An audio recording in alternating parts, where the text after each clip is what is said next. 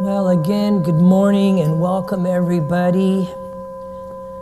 So I saw a bumper sticker the other day that said, "Life is not about weathering the storm, it's about learning to dance in the rain." And I liked that. It was right next to a bumper sticker that said, "I'm still hot, it just comes in flashes." And next to that was a bumper sticker that said, "My other car is a broom." This was a very colorful character, and I really appreciated her sensibilities. So I want to get back to the bumper sticker and talking about life is about weathering the storm. It's not about weathering the storm, it's about learning to dance in the rain. And so let's unpack this just for a second. Obviously, it's metaphorical, and so the storm that we could be experiencing at this moment might be, let's see, well, there's the actual weather, such as the double hurricane in the Gulf that's happening even as we speak. There, of course, is the pandemic. There is joblessness. There is social and racial injustice. There's economic decline. Let's see, have I left anything out? Oh yes, murder hornets. On top of all of that, we have every form of media deluging us, bludgeoning us, whether it's magazines, TV, radio, it doesn't matter what it is, but they're all making sure that we know every single detail about every one of these crises that are going on all over the world. So, it is easy to feel discouraged, anxious, overwhelmed, depressed. And it's okay to feel those things. The problem, however, is when we get stuck in them. Falling into despair doesn't help anyone. Jack Kornfield talks about visiting a refugee camp. And he's like, if you bring more fear, anger, and delusion into the refugee camp, how does that help anyone? So what we know in our Buddhist practice is that fear, hatred, anger, delusion, this is not our normal state. We are not born into this state. We learn it over time. It's called conditioning. And so we know that to feel these things, the overwhelm, the depression, the anger, the anxiety, to feel them is absolutely okay. It's a part of being a human. But it's not where we live. It's not who we are. And so what we know is that to get stuck in them is what the Buddha called the first noble truth, that life is suffering, because we get stuck in all these things. And so our practice is about learning to purify fear, greed, hatred, and anger. And when we purify and release those things and no longer attach to them, what naturally arises is our true nature, Christ nature, Buddha nature, whatever you want to call it. Those things are always with us. That's why happiness cannot be achieved. You can't get happiness. It can only be realized. How do we realize it? By purifying fear, greed, hatred, and delusion. Then our natural state comes shining through, and we realize who we really are. How do we do this? We purify fear, anger, and hatred. This despair then turns into compassion, caring, and equanimity. Happiness is possible in difficult circumstances, in the middle of a pandemic, in the middle of economic disaster. It is possible in the middle of these things. However, it's our work as practitioners to seek it out. Ultimately, I can promise you, the effort will be worth it. Happiness has lots of meanings. We're obviously happy when there's safety and security in our life. We're happy when we feel that we belong and that we are connected. There is happiness when we are in nature and surrounded by the beauty of the world. We're happy if we have a sense of purpose and meaning and all of these types of things. However, there is a deeper happiness. The deepest, truest sense of it is that happiness is not a feeling state or a succession of pleasures, but a deep sense of well-being and an appreciation for life itself in all of its mysteries, in all of its changes.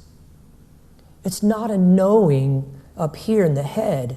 Happiness is here in the heart. It is a felt sense. There is inevitably suffering in every human life, and nothing insulates us from this. No amount of money, no amount of success, fame, or accomplishment, but it is possible to cultivate and develop a sense of well-being, joy, a deep happiness and worth, even amidst the difficulties of life. You often have heard me say that true peace is not an absence of noise or problems. True peace is found in the midst of those things, because it helps you realize that peace is not outside of you. It is in here. It is the same with happiness. It is not out there. It is in here. Abraham Lincoln said, most people are as happy as they make up their mind to be.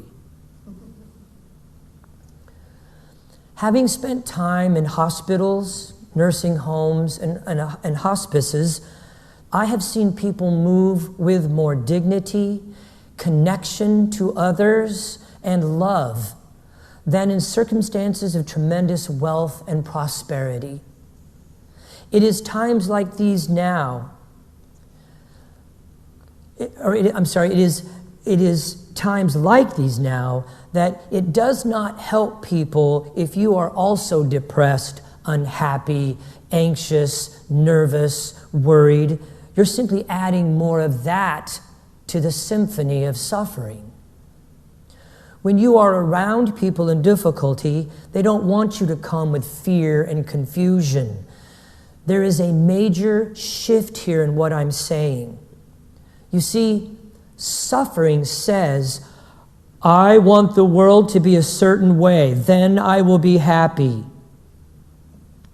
Dancing in the rain says, I accept the world as it is in this moment, and I choose to love it.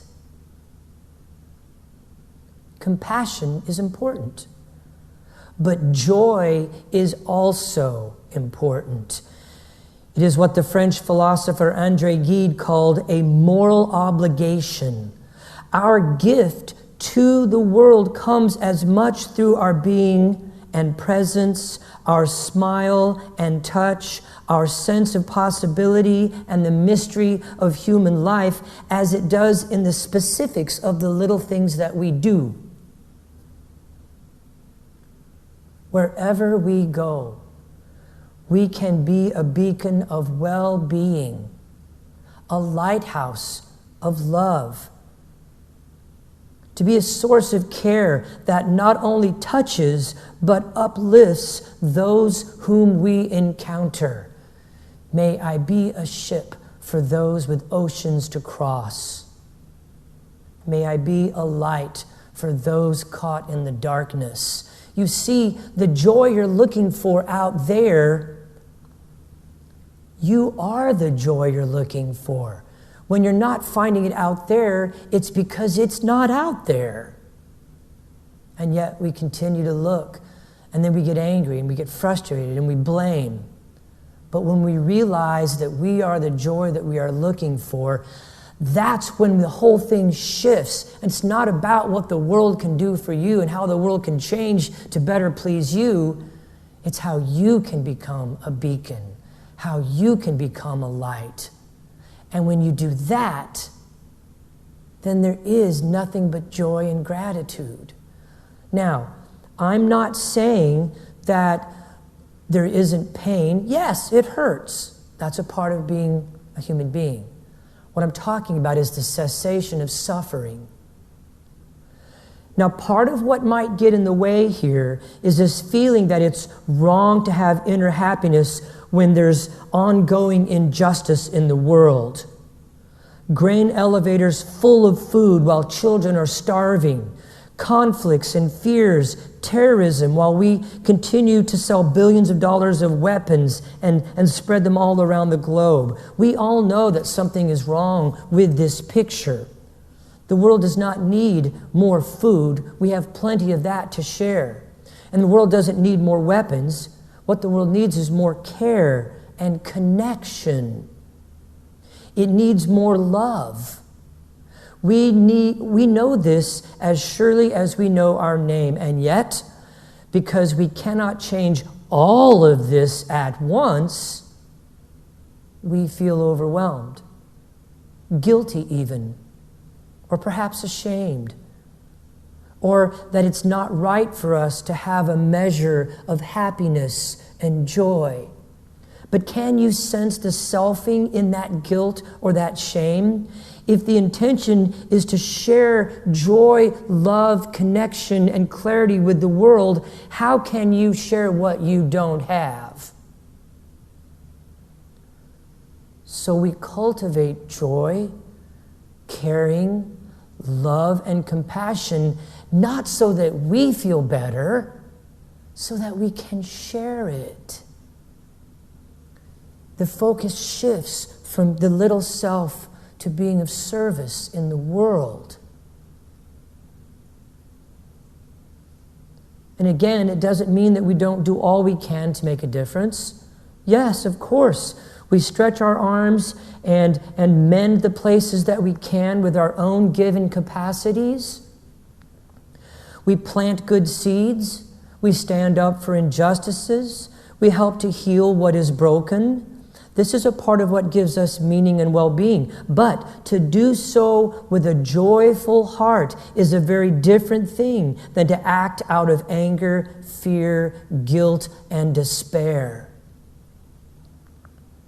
The Buddhist practice is focused on human well-being and offers practical ways to build joy, caring, compassion, a peaceful heart,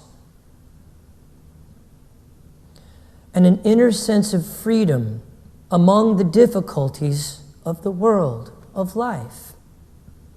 I want to share some of these ways with you right now. 6 ways that we can cultivate joy in our lives, especially during difficult times. Number 1, surround yourself with friends and family. We are social creatures. We are wired this way. Now, as much as some of us may cringe, Zoom works. I hate to be the bearer of this tidings. I know some of you are like, I'm not going to do any more technology, forget it. But the truth is it's what we have right now. And it works.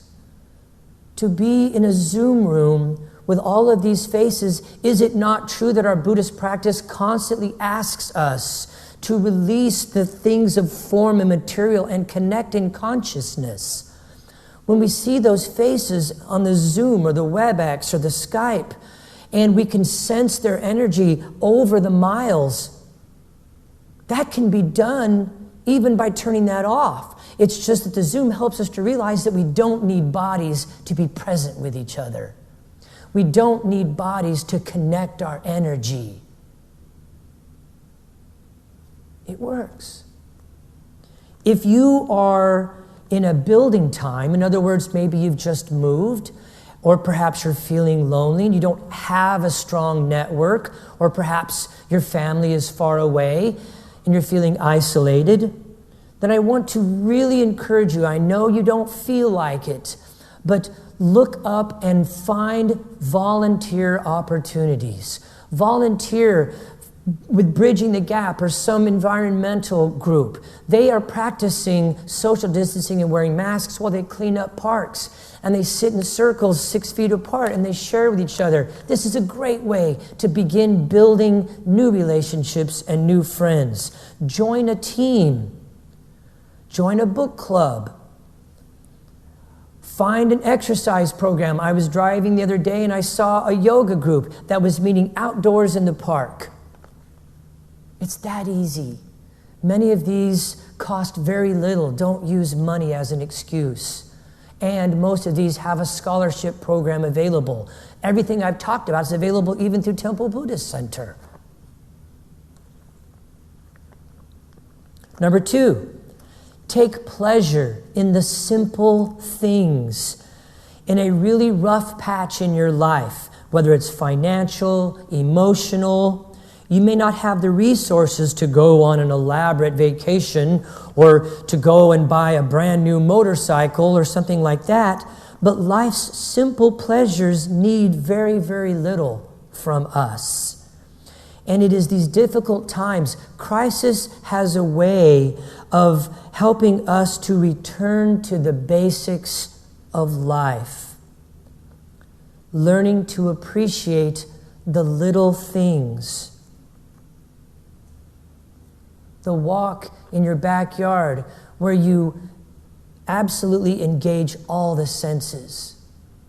The smells, the touches, the sights, the sounds. Be careful what you eat back there. All of these things can be engaged, and mindfulness practice, being mindful of the senses. Connecting with the earth. With animals, volunteer at an animal shelter, walk the dogs, connect with another soul. Number 3, doing something nice for others, taking the focus off of yourself. It is in the giving that we receive. So whether you just make a plate of cookies for an elderly neighbor, or maybe go to a nursing home, stand outside and sing Broadway show tunes, recite poetry, or just connect. It's these little tiny things that we do for other people that can build a very, very big, bright, and full heart. Number 4, practice mindfulness to stay present.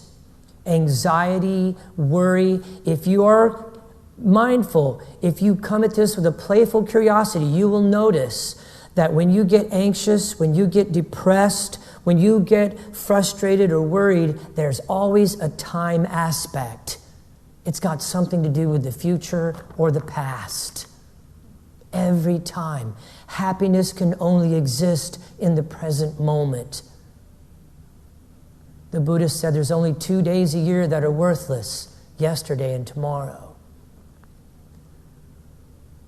Work with mindfulness to stay present. Notice when the mind has run amok with something that happened a couple days ago, something you said or somebody said, or what's going to happen next week. Am I going to have a job? Will there be enough money? Will there be food? There's always a time element to suffering. Number 5, set realistic expectations. When we set unrealistic expectations, then we get the opportunity to get frustrated, and we blame sometimes ourselves, sometimes others, sometimes the world, circumstances. It is wise to have a plan of action to avoid becoming stuck, perhaps a Dharma buddy or a place in nature that you like to go to, or a guided meditation that helps ground you. Something that helps you to remember that, okay, bring it back, reel it in, and celebrate the little victories. Preparing a meal for a friend. Believe it or not, stopping at the stoplight so that people can pass safely. Is the stoplight an inconvenience, or are you protecting them from the cars behind you? What a beautiful shift to realize that in everything we do, we can be of service, and to celebrate those little victories, those little moments. And finally, number 6, play. Play, play, play. Play reduces stress. And when things feel heavy and we're stressed out and the world is daunting and the mood is low and your energy is depleted, it is that moment when play is most essential. That's what play is for. That's why it is the first thing you learn. And why is it that we have forgotten and let that go so quickly? Play is an essential part of life. Play is a counterbalance to all of the negativity in the world. Play is a way of hitting reset, rebooting, unplugging, and plugging back in and starting anew, coming at the situation with a sense of rejuvenation, freshness, and appreciation for life. And play can be anything. It can be jumping up and dancing. It can be running out in the rain. It can be bicycling, kayaking. It doesn't matter. We don't sing and dance to make money. We do it because we don't need a reason. We do it because it's what we do. A bird doesn't sing because it can. It sings because it has a song. And so in closing,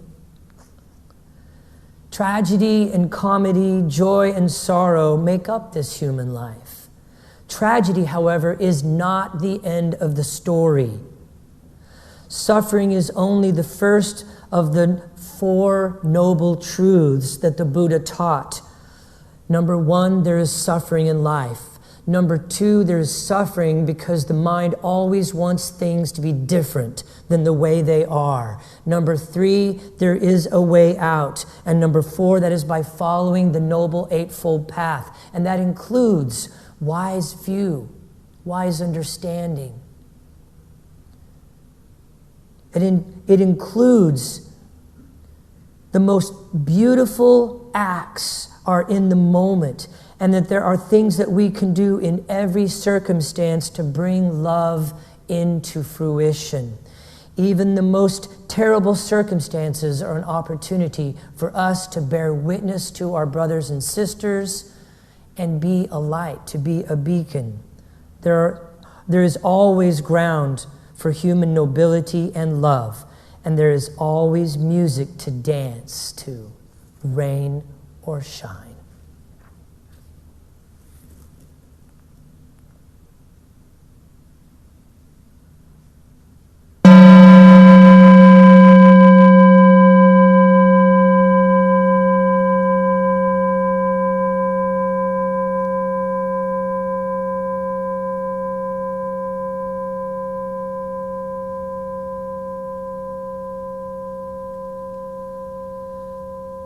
And so as we prepare for metta practice or loving kindness practice, I will do the abbreviated form today because, as usual, Victor got a little excited and a little windy with the Dharma Talk.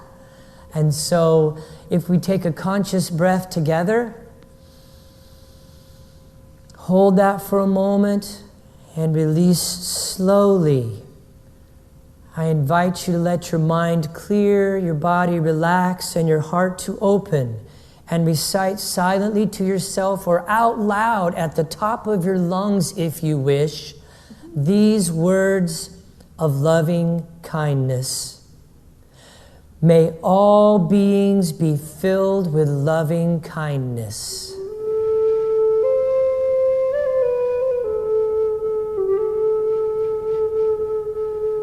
May all beings be safe from inner and outer dangers.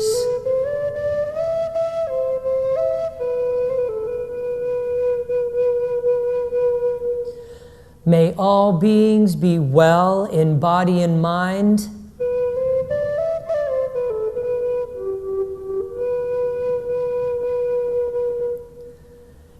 and may all beings be at ease and happy.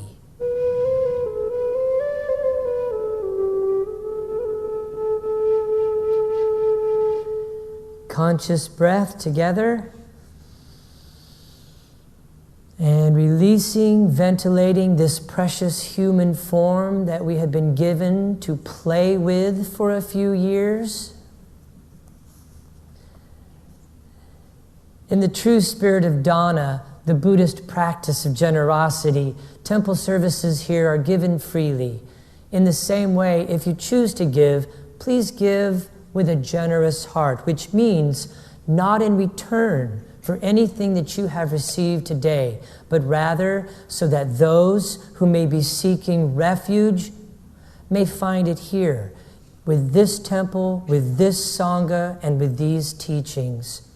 And we take a moment of gratitude for all of our ambassadors, those folks who have committed themselves to regular monthly electronic giving. It's not about the amount, it's just that the regular monthly contribution helps us to set a budget here at Temple Buddhist Center.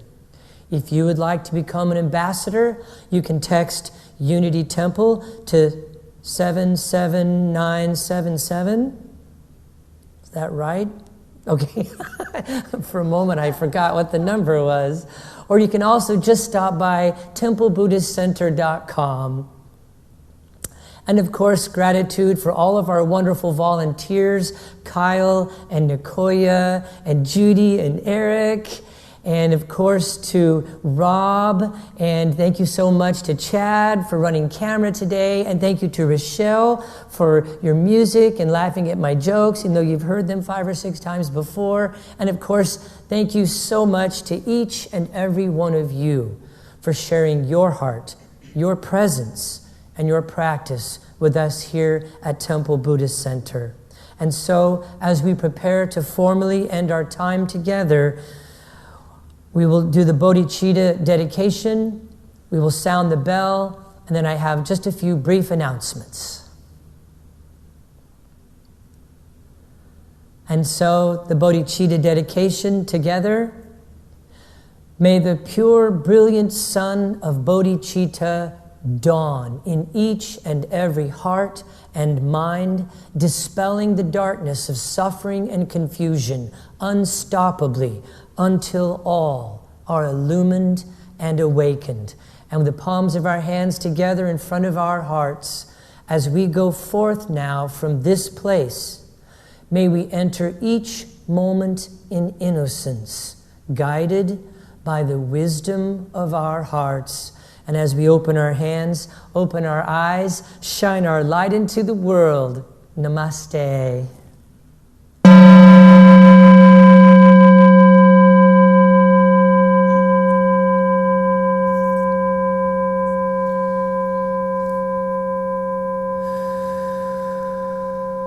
Thank you so much, everyone, for being with us. If you feel that this message and these services have merit, please share them with your friends on Facebook or through the email or through a text message so that these words can help all of our friends and family who may be suffering during these difficult times. And just a quick reminder, today at 10:15, Kyle will be sponsoring a post-service discussion group on Zoom, where we can come together and talk about the message and how it applies to our lives. And if you'd like to find that Zoom link, you can just go to our Facebook page or to templebuddhistcenter.com, go to the calendar, and click on today's date, and you will find that link there as well. Also, don't forget, Temple Buddhist Center is sponsoring a special householders retreat called Peace in the Eye of the Storm, featuring Robert Brummett as the facilitator and also myself. And that begins September 20th. Registration for that is also available on Facebook and the website. Also, I'm very excited to announce that Nicoya Helm and I are going to be sponsoring a read-in. It's sort of like the 60s love-in, but it's an online read-in featuring the book Radical Dharma, discussions about race, love, and Liberation, written by Angel Kyoto Williams, who is a Zen nun, and she spoke here last year at Unity Temple for Womankind. And so we will be going through that book talking about racism and talking about all of the concerns that are going on in our community right now and how we can better partner with our brothers and sisters to come together and create stronger bonds and stronger connections.